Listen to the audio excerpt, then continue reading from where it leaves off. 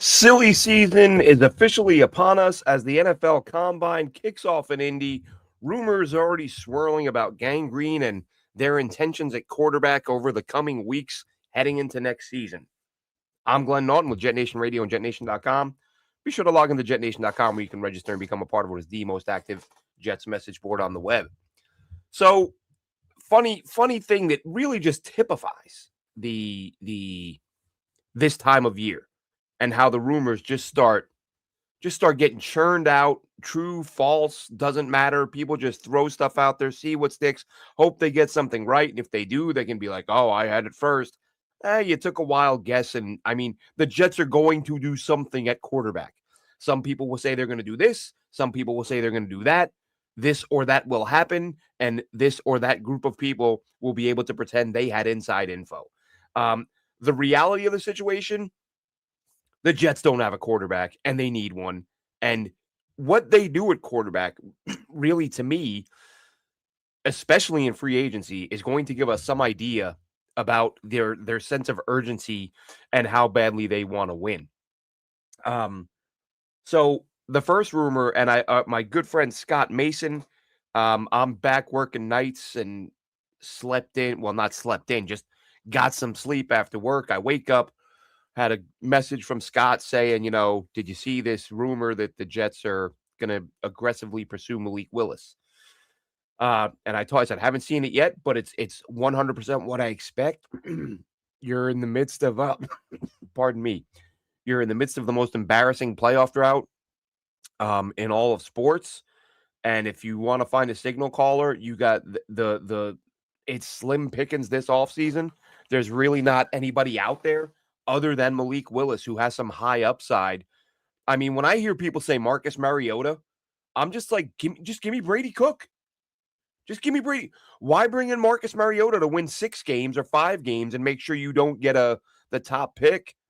If you're just going to throw the season away on a guy who hasn't won more than 5 games in like 6 years, just hand it over to the guy who's going to get you 1 or 2 wins and get you that top pick. So the rumor was, the Jets are going to be aggressive going after Malik Willis. I 100% expect that. Because Aaron Glenn, Darren Muji, they just orchestrated one of the worst seasons in team history. They don't have the time to be terrible again unless Woody Johnson has given them assurances, hey, guys, if you go get us Arch, you're coming back next year. Like, I'm okay with tanking again. And even if he says that, talk to Eric Mangini about that. Eric Mangini was given assurances once. Don't worry, Eric, no matter how the season turns out, you're coming back. He did not come back. So be careful with that stuff if you're Darren Muji and Aaron Glenn. But the bottom line is I'm operating on the assumption that Aaron Glenn and Darren Muji want to win football games this year. I am then going to assume they are going to go hard after Malik Willis. And listen, I've gone back and forth on this, not whether or not they should pursue him, but I've gone back and forth on, is this realistic? Why would he come here when he's probably going to generate a ton of interest? But then you look at the teams where, we're hearing the most interest is going to be, namely Miami.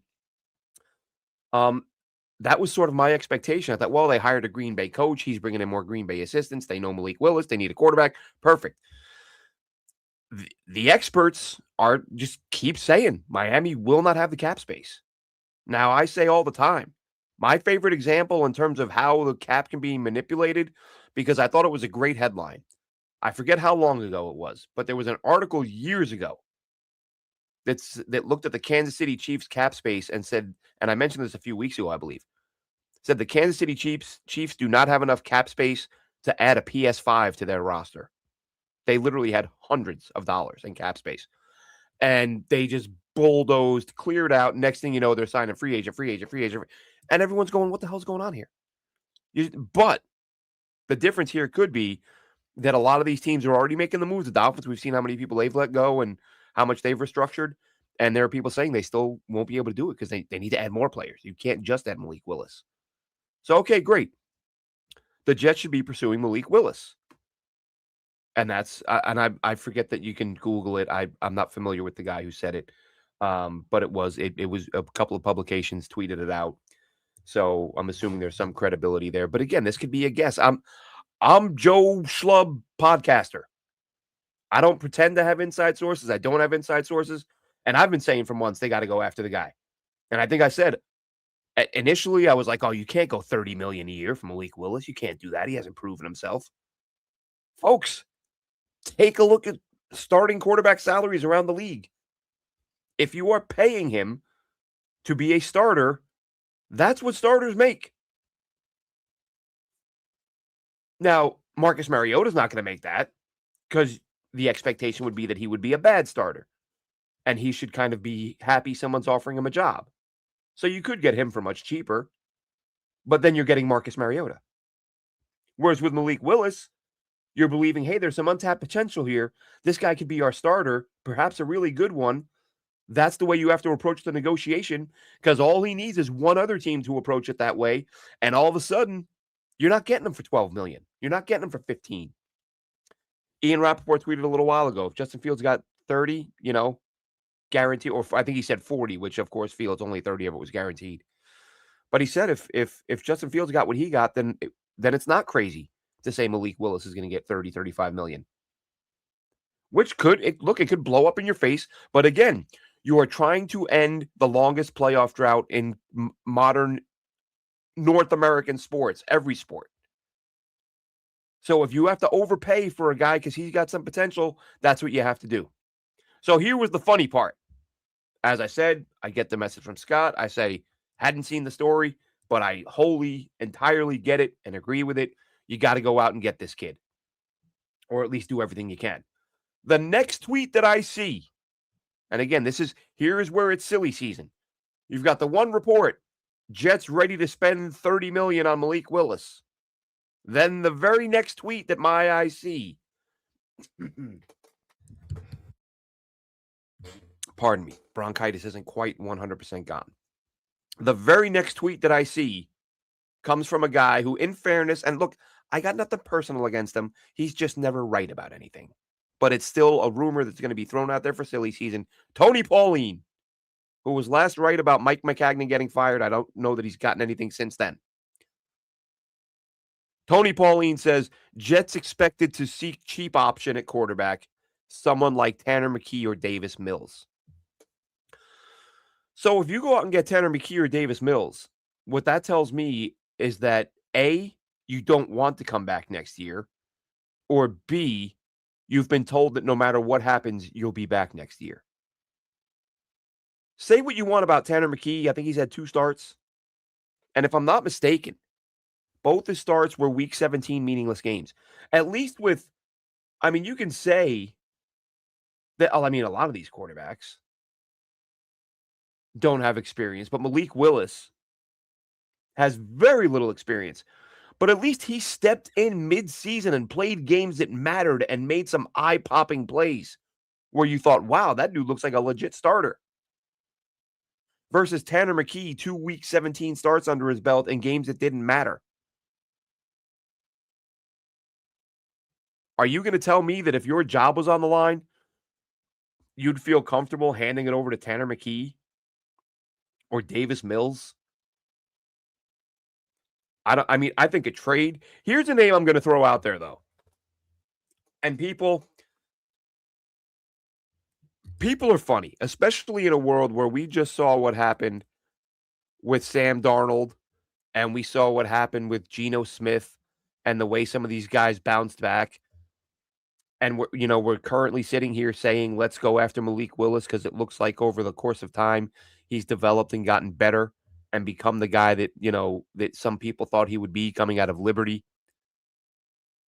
Well, there's a guy who has, 18 career starts. That's it. 18 starts. And I've heard his name mentioned a few times over the years. And full disclosure, I am biased because I absolutely loved him. Loved him coming out of college. But he's a guy you might be able to go and get. Now, with Frank Reich being in town and all the talk that Frank Reich wants a bigger quarterback, it's like, all right, I get that. Is the fact that this guy is you know, 6'1". Is that going to hurt? But let's throw out the name Sam Howell. Sam Howell started 17 games a few years ago in 2023. He threw 21 touchdowns and 21 picks.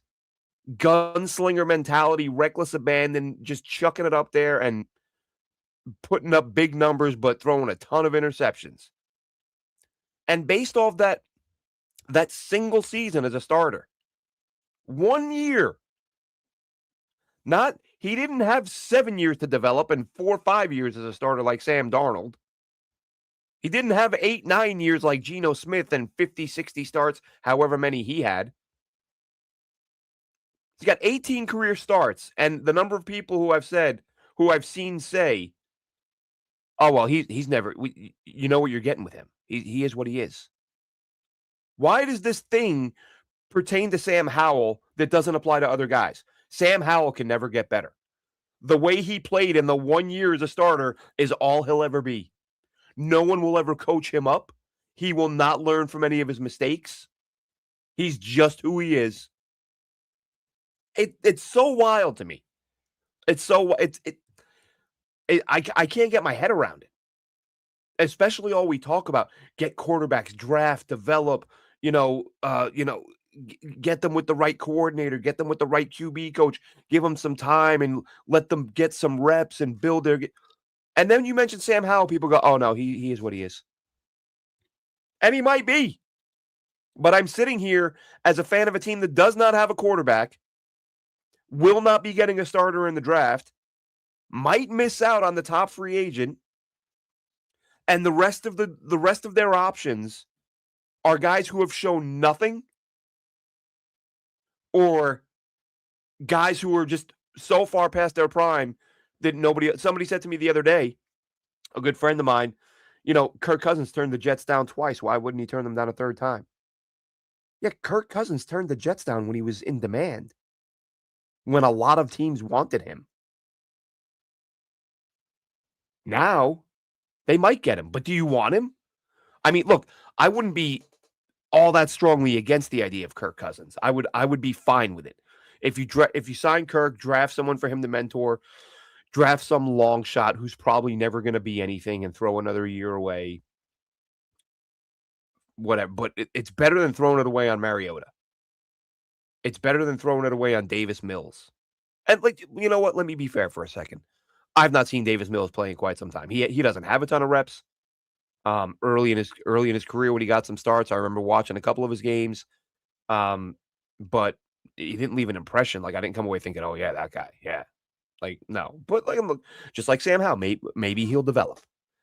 But look, I think Howell is a long shot given his stature. But in terms of age, production, ability, pairing it with Frank Reich, he'd be one of my top choices. Because again, the choices aren't good. There's only a few. You're not getting Mariota. You may not get Willis. Beyond that, it's just a roll of the dice of a bunch of has-beens and never was. So I'm not going to get all bent out of shape if they go out and get somebody like that. Let's see. Jazzy says great points. Appreciate it. And appreciate it, Jazzy. And Mike says, I'd prefer McKee. Makes more sense. He's on the last year of his rookie deal, and there's some untapped potential there. There is. And again, I wouldn't hate it, but I'm just looking at it like, why are we? And I guess it's more directed at I've seen people who seem to be pretty gung ho about McKee. And I just think, like I said, in the case of Willis, he at least won some games, big games, meaningful games in season when, the season was on the line for his team. Whereas McKee's played 2 essentially glorified preseason games, 2 week 17 games. It didn't matter.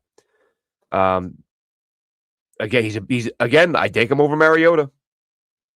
I would take most guys over Mariota. I still can't get the Mariota love. Like, what's the goal with him? If you want Marcus Mariota, are you hoping to win 6 or 7 games? Because that is his ceiling. I think he may have won 8 in his second or third year, but that's a million years ago. He hasn't won more than 5 in 6 or 7 years, I believe. So that would not be an ideal situation. Aaron Glenn will be meeting with the media momentarily, about 25 minutes. Glenn and Muji will be meeting with the press today in Mobile. I will be listening to it on my drive to work. Another damn night shift, so I will anything interesting they say we'll discuss tomorrow on a show. Jets Worldwide, how we doing? Says Muji and AG need to show they're trying their best to win now. This is my thing. I don't know how you come off the season they just had. And again, like I said, Tony Pauline's rarely ever right. We're going on nearly a decade since he got something right. So to say that they're going after a, trying to pinch pennies and go after a cheap option would be really surprising to me. But again, that may be the route they go if they miss out on the big fish, if they miss out on Willis. But that's you take these two things that, like, as I said, hilariously, within seconds of each other, those are the two stories I see. Jets expected to pay big for Malik Willis. Jets expected to try to save money and get Davis Mills or Tanner McKee. It wouldn't make sense to me. And it's really and it's not just about the quarterback. The sense of urgency the Jets show at quarterback, we need to see it in the draft too. And this is what, right? Mel Kiper just put out a mock where he has the Jets taking Caleb Downs at 2. And fans are losing their minds. Can't take a safety there. Can't take a safety. You can take a safety. And you know why you might take a safety? And look, this is just my opinion. You could feel otherwise. But right now, right, what are the 4 names if we now throw Caleb Downs in the mix? Because I put Caleb Downs, I did a show about it a week and a half, 2 weeks ago.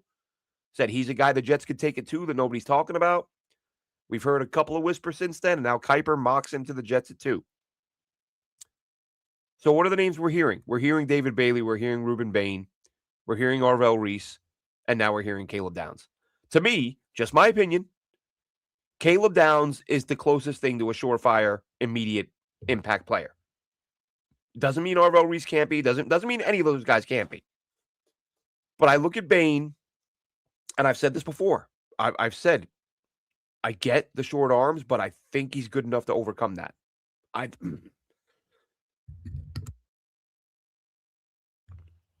think he's good enough to overcome that. Arvell Reese, what's his position? Where is he going to play? I think wherever he plays, he's going to be phenomenal. He's going to be, and again, keep in mind, I'm not knocking the idea of any of these guys being the pick. If any of the 4 guys we're talking about end up being the pick at 2, I'm fine. I'm no problem with that. So don't give me the, oh, you're a hater. Why are you saying this about Reese? Why are you saying this about Bain? Bailey, not as strong against the run as you would like, but elite pass rusher, great spin move. So in Bailey, there's something to be desired in his ability to stop the run. In Bain, there are concerns about arm length, which he may very well overcome, but the concerns are there. With Arvell Reese, phenomenal player. Some people say best player in the class. Some people say Caleb Downs, best player in the class.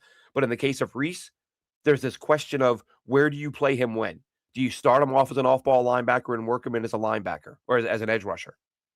Okay, if you do that, you're kind of prolonging the time before. I mean, if your plan is to ultimately have him be an every down edge rusher, then that's where you expect him to have the greatest impact.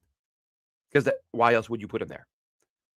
But if the plan isn't to put him there now, to work him in there over the next year or 2, if you're Aaron Glenn and Darren Muji, you don't have a year or 2.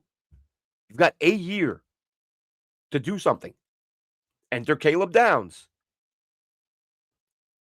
If you take Caleb Downs with the 2nd pick in this draft, you are getting a guy who we know Aaron Glenn loves guys from elite programs that win. Check. The Jets need someone to help against the run defense. Check. The Jets need someone to help the pass defense. Check. The Jets sure could use an infusion of young talent and a leader. Check. Caleb Downs brings all of that without the questions that you have about Bain's arm length or Bailey's ability to stop the run or Reese's time to acclimate to the NFL as he gets work at multiple positions. This isn't a knock on any of those guys. If any of those players are the pick at 2, I am ecstatic. I'm not knocking anyone. I'm just saying, if you are a head coach and GM that needs results right now, do you pick a guy with the fewest question marks, who you believe can have the day one impact, I think that's what makes Caleb Downs a possibility. And fans may not want to hear it, but GMs and coaches will sometimes draft to save their jobs. And if you're looking at this roster and you're looking at this draft class and thinking, who can step in on day one and have the fewest hiccups and be ready to make an impact right away? To me, that's Caleb Downs. And fans can get mad about positional value all they want. That's fine. Arguably the best football player in the class and ready to go day one without the concerns the other guys have. That's just my take. And that's why I think this is, if you take Arvell Reese and Tanner, if your solutions to this, or if your big moves this offseason are to trade for Tanner McKee and draft Arvell Reese, okay, we're not in that big of a hurry, are we? We're not in a big rush to turn things around. And again, with Reese, I have no doubt he'll make plays, but I think he's a guy who's going to take the most time to hit his ceiling. So I don't need like, oh, you said not to take Reese. No, I love Reese. Really, I mean, to me, it's between him and Downs. Well, put it this way: I want Downs, but Reese would be my two. Reese would be my second choice if I were king for a day. Let's see. Mike says Woody Johnson is irrational, but he's irrational in spurts. I can see him understanding the Jets may need one more year to rebuild in order to be in a good position for a QB in next year's draft. That's kind of the point I was making earlier, right, Mike? If I do think there's a world in which Woody Johnson, well, I think we'll find out. I think if they aren't aggressive about fixing the quarterback situation,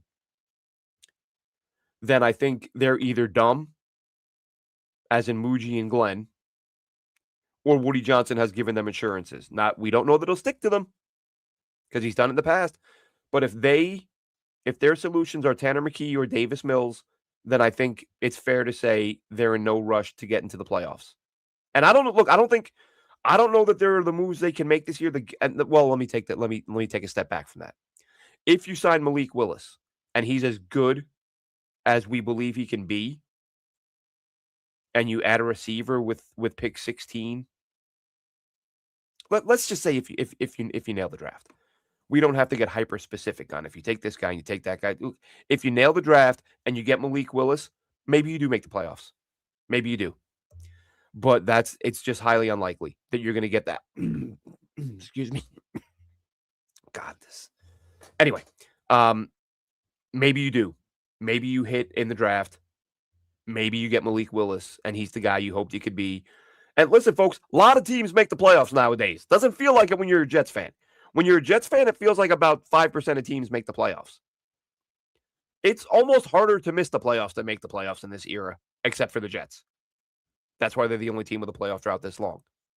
So yes, if they go get Malik Willis, if they draft Caleb Downs, if they get, if they add a big time receiver, if they improve the run game, you got to beef up the interior. We got to see what they do at guard. There's a million moves to be made between now and the start of the season. But how the Jets go about this and how they try to improve this roster is going to tell us, it's going to tell me right away, are you trying to win now? Or are you kicking the can down the road? As I've said before, and some folks may not like it, but to me, the 2026 season feels like it's going to be, I think the Jets can put at the top of their 2026 schedule that they send out to season ticket holders and they put on their website. They may as well just put 2025 V 2.0. I think we're going to see a lot of bad football unless they can get Malik Willis in here. And like I said, that's my dark horse. Everyone's got, well, not everyone, but a lot of people they'll throw out like an obscure name. What about this guy? What about that guy? My obscure dark horse, roll the dice, go get this guy and see what he can do. For me, that's Sam Howell, if you miss out on Malik Willis. What they will do remains to be seen, but we got about 15 minutes till Darren Muji and Aaron Glenn are meeting with the press in Indy. I will be watching the combine largely over the next few nights whenever I can pull away from work, and I'll have it up on my phone watching as much as I can, but checking the results regularly. And we will talk combine on each day after each position group and see how that goes for those young men trying to make themselves a whole bucket of money. That'll do it for this one. QB rumors, silly season already underway. Let's see how the Jets approach this offseason. Are they trying to get into the playoffs now? Or are they just kind of kicking the can down the road to next year when they have the 3 1s and could have another top 5 pick? Have a good one, Jets fans.